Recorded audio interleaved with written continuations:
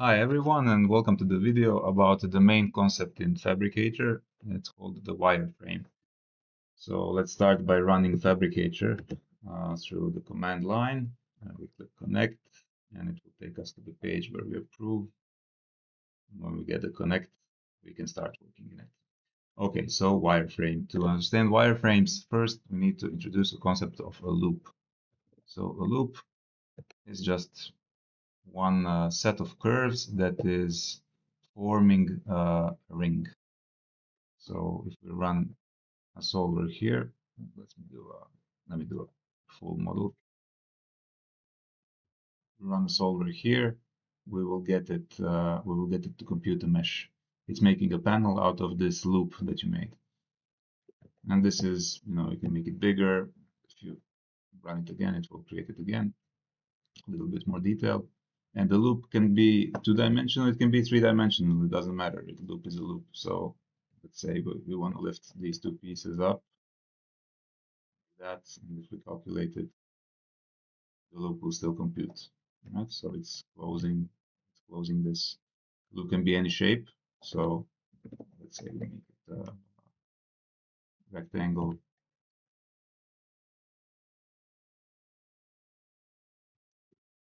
Or we can maybe use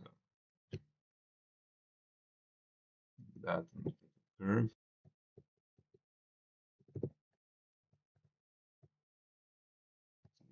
Like that.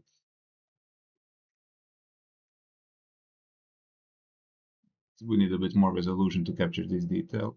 If we want to do that, we can put medium resolution. This is just for speed of processing that we're using low resolution. I'll keep it there so we can be nice and simple. But any loop, and in 2 dimensions and 3 dimensions, this one you can also lift it in 3 dimensions. Let's say lift this up a little bit. This corner here.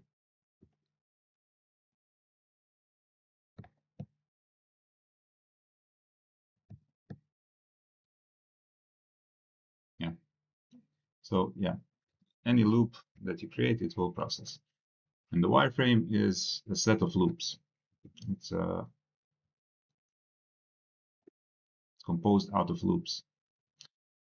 So we will do one quickly. I can use this. It's fine. Why not?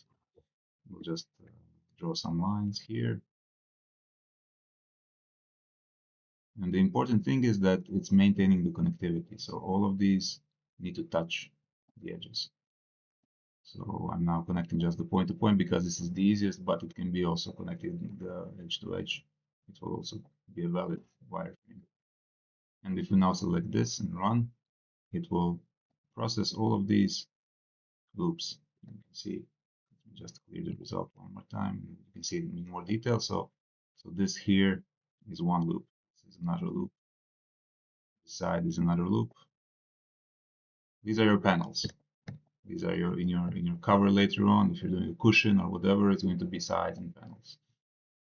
So let's process this again, and we will see that it will automatically find all of these, and or it will also break it down. But we'll get to that. It doesn't matter now. We're processing here. So if we keep adding here, like segmenting this into more loops. So now this is 2 loops. Now this top layer is 2 loops. It will make separate panels up here, right? So also wireframe is just topological. So all of these loops, they keep being the loops no matter what kind of size you give them. If you deform them, they will still be loops. It's just a set of curves that is closing around. Your wireframe just needs to stay closed. So if you do stuff like this will not work.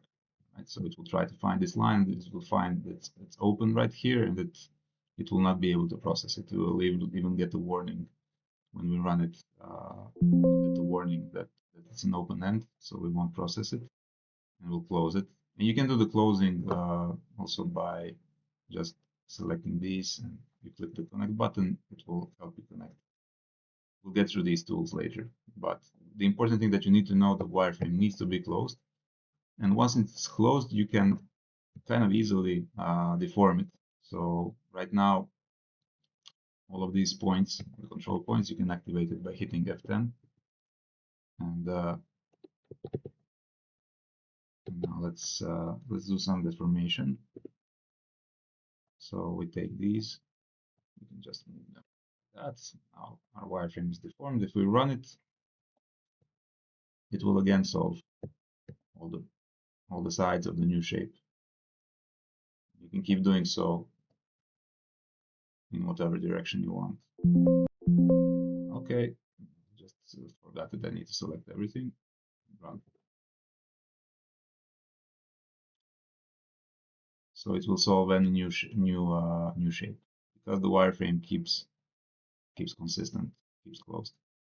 All right, so that's the basic concept of the wireframe, and now we need to see how we can apply that. You saw that if we run it, you will see you saw that all the sides are closed, the bottom, the top, all of it, and you get them all here laid out flat.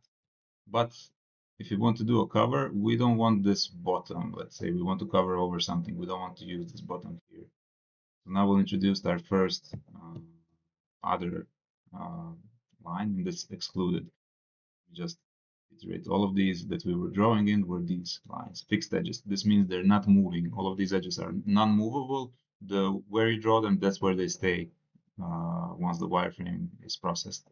Once the surfaces, the panels are created, these edges are going to be fixed. You will use these edges in your cover making for all the seams that are non-movable, which is one example is your keder track, your keder track on the top, your bottom of the boat, the rails, anywhere you want, like edge of the panel, those are all going to be your unmovable edges. Now let's get back to the first other one, and this is the excluded line.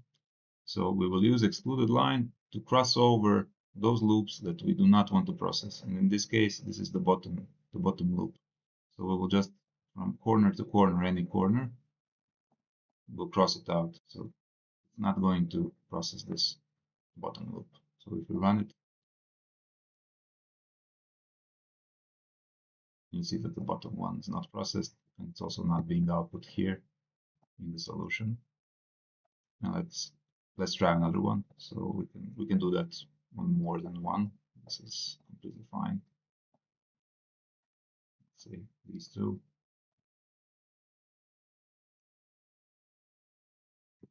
And now these are going to stay closed. We can also get the same result like this.